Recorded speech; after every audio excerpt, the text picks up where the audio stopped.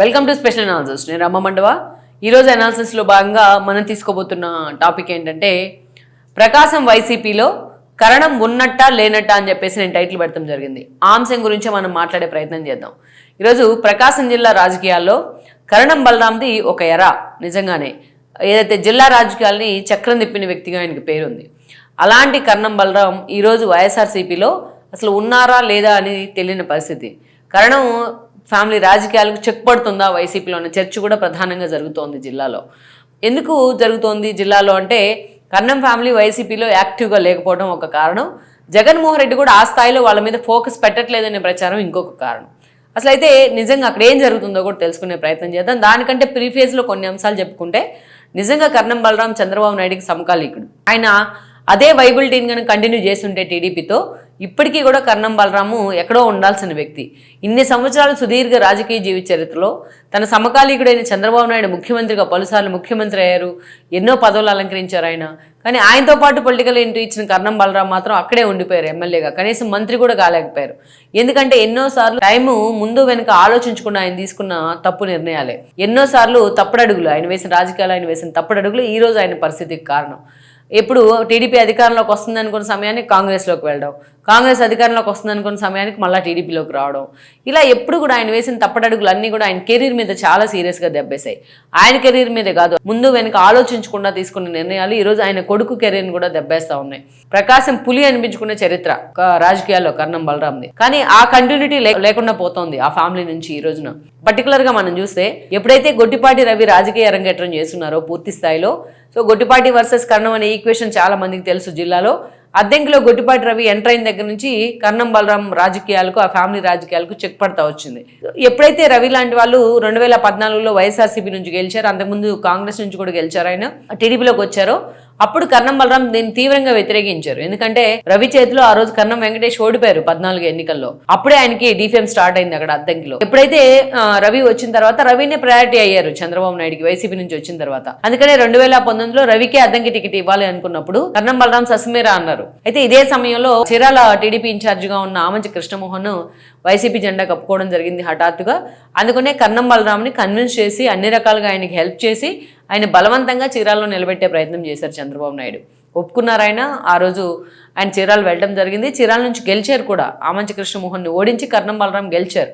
ఆ పార్టీ ఆ రోజు ప్రకాశం జిల్లాలోని డామినెంట్ సీట్స్ సాధించింది. 23 సీట్లకు పరిమితమైనప్పటికీ 4 సీట్లు సాధించగలిగింది ప్రకాశం జిల్లాలో. దాన్ని అక్కడి నుంచి మనం చూస్తే వైసీపీ హయాంలో ఆయన ఎమ్మెల్యేగా ఉన్న అటు ఆమంచి కృష్ణమోహన్ ఓడిపోయినా సరే ఆయన ఎమ్మెల్యేగా వ్యవహరించేవాళ్ళు. ఆధిపత్య పోరు నడుస్తూ ఉండింది. ఈ క్రమంలోనే బాలినేని సాహచర్యంతో బాలినేనితో కలిసి వాళ్ళిద్దరూ వెళ్లి, తండ్రి కొడుకులు ఇద్దరు, కరణం వెంకటేష్ అండ్ దెన్ బలరాం ఇద్దరు వెళ్లి వైసీపీ జెండా కప్పుకున్నారు. వైసీపీలో చేరితే ఆయనకి మినిస్టర్ పదవి ఇస్తారనే ప్రచారం జరిగింది. కానీ జగన్మోహన్ రెడ్డి ఆ దిశగా ఫోకస్ పెట్టలేదు. ఈవెన్ ఆయన వైసీపీలోకి వచ్చిన తర్వాత కూడా ఆమంచి కృష్ణమోహన్ నుంచి అదే సఫికేషన్ ఎదురై ఉండింది. ఎందుకంటే ఆమంచికి లోకల్ కాబట్టి ఆయన డామినేషన్ ఎక్కువగా ఉంటుంది అక్కడ, ఆయన క్యాడర్ కూడా అంతే స్ట్రాంగ్గా ఉంటుంది. అలా ఎప్పుడు ఆమంచి కృష్ణమోహన్ వర్సెస్ కరణం బలరాం అన్న ఈక్వేషన్ కూడా తెర మీదకి వచ్చి ఉండింది. అయితే పార్టీని కూడా దెబ్బేస్తా ఉంది ఈ ఈక్వేషన్. ఈ క్రమంలోనే బాలినేని వాళ్ళు రాయబారం కావచ్చు, జగన్మోహన్ రెడ్డి సజ్జల లాంటి వాళ్ళు కన్విన్స్ చేసిన విధానం కావచ్చు, ఎట్టకేలకు ఆమంచిని పర్చూరుకు పంపించే ప్రయత్నం అయితే జరిగింది. పర్చూరు ఇన్ఛార్జిగా తనకి ఆత్మ మొత్తం చీరాల్లో ఉంది, తన దేహాన్ని పర్చూరుకు పంపించే ప్రయత్నం చేసినా లాస్ట్ మీట్ వరకు సైలెంట్ గా ఉన్నారు ఆమంచి. పర్చూరులో కొంత వర్కౌట్ కూడా చేశారు. బట్ లాస్ట్ మీట్ లో ఆయన కాంగ్రెస్ జెండా కప్పుకున్నారు. వైసీపీ నుంచి వెళ్ళిపోయి మొన్నటి ఎన్నికల్లో కాంగ్రెస్ నుంచి కంటెస్ట్ చేస్తే 45,000 ఓట్ బ్యాంక్ వచ్చింది ఆయనకి మొన్నటి ఎన్నికల్లో. అంతేకాదు ఓట్ల చీలిక కారణంగా కరణం బలరాం ఓడిపోయారు. అంతేకాదు ఆమంచి కృష్ణమోహన్ ఇండివిజువల్ గా కాంగ్రెస్ నుంచి పోటీ చేసిన కారణంగా అటు టీడీపీ నుంచి నిలిచిన కొండయ్య ఈ రోజు ఎమ్మెల్యే అయిన పరిస్థితి అయితే ఉంది. అయితే ఓడిపోయిన తర్వాత రోజు కరణం బలరాంని పార్టీలోకి తీసుకొచ్చిన బాలినేని శ్రీనివాసు జగన్మోహన్ రెడ్డి సఫికేషన్ కారణంగా, ఆ పార్టీ నుంచి ఎదురైన ఇబ్బందుల కారణంగా జనసేనలోకి వెళ్ళిపోయినారు. ఈ రోజు ఇక తనతో పాటు మొన్నటిదాకా నడిచి వచ్చిన పోతుల సునీత కూడా ఈ రోజు తన నుంచి వెళ్ళిపోయి ఆమె బీజేపీ జెండా కప్పుకున్న పరిస్థితి ఉంది. సో కరణం బలరాం ఆ యాంగిల్ చూస్తే ఒంటరైపోయారు వైసీపీలో. ఇక ఎలాగైనా సరే కరణం వెంకటేష్ని తీసుకొచ్చి అద్దెంకిలో ఇన్ఛార్జిగా పెట్టాలని జగన్మోహన్ రెడ్డి ఆలోచన చేసినా వాళ్ళు దాన్ని హోల్డ్లో పెట్టారు. ఆ ప్రపోజల్ని ఎందుకు పెట్టారు అంటే నెక్స్ట్ ఎలక్షన్స్లో అయినా వైసీపీ వచ్చిద్దా రాదా, తమకు భవిష్యత్తు ఉంటుందా లేదా అని ఒక ఆందోళన కావచ్చు. లేకుంటే గతంలో చాలాసార్లు కరణం వెంకటేష్ కోసం టికెట్ అడిగే ప్రయత్నం చేస్తే జగన్ మాత్రం ఆ విషయాన్ని ఒప్పుకోలేదు.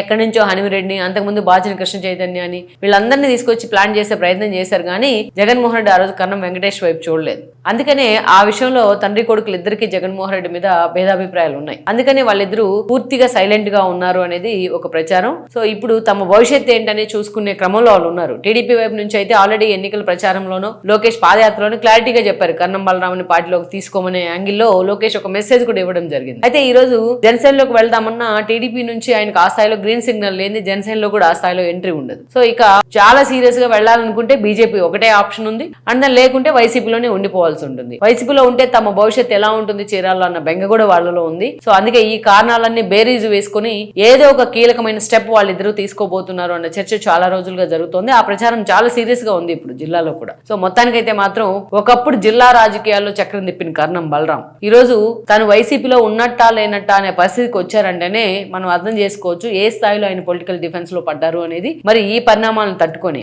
కర్ణం ఫ్యామిలీ మళ్ళీ ఏదైతే ఏపీ రాజకీయాల్లో ఎస్పెషల్లీ ప్రకాశం జిల్లా రాజకీయాల్లో నిలబడుతుందా అన్నది మనం చూడాలి. Please share, like and subscribe R24 Telugu YouTube channel.